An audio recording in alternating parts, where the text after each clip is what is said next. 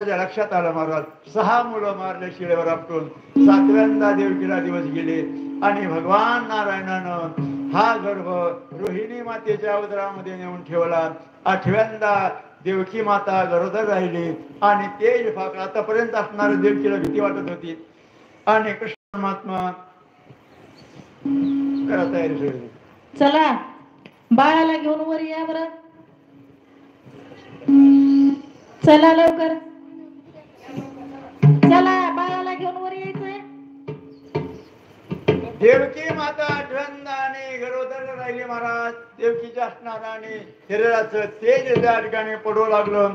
देवकी म्हणू लागले धनुष्याना बाण आणा, मी वैऱ्याचा असणारा. देवकी माता पडू लागले. वसुदेवाला वाटलं आतापर्यंत तिला भीती वाटत होती, तिला काहीतरी विकृत वादा झाली म्हणून वसुदेव घाबरले आणि त्यावेळेला भगवान गोपाळ कृष्ण देवकी मातेच्या समोर प्रगट झाले. गोपाळ कृष्ण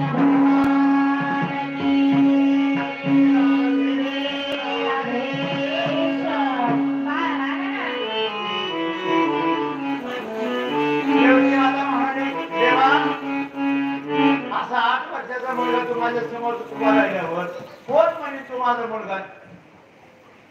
देवा लहान हो. कृष्ण परमात्मा लहान झाला आणि वसुदेवाला सांगितले एक काम करा, आता मला आता इथे ठेवू नका, मला गोकुळाला घेऊन जा, नंदाच्या घराला.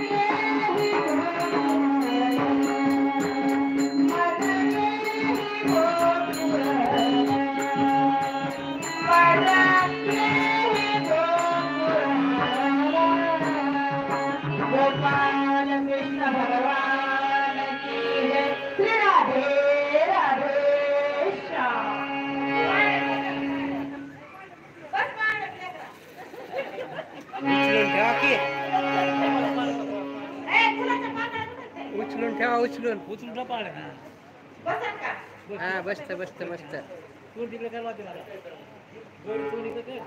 हा जमलं हा जमलं. हा झोपायची गरज नाही. बस एकदम मस्त, काही पडत नाही. बस जमलं. वाव. बोला कृष्ण कन्हैया लाल की जय. नंद घेर आनंद भयो. मला पाठवण्याचे सगळं. एक तुकडा मग चाल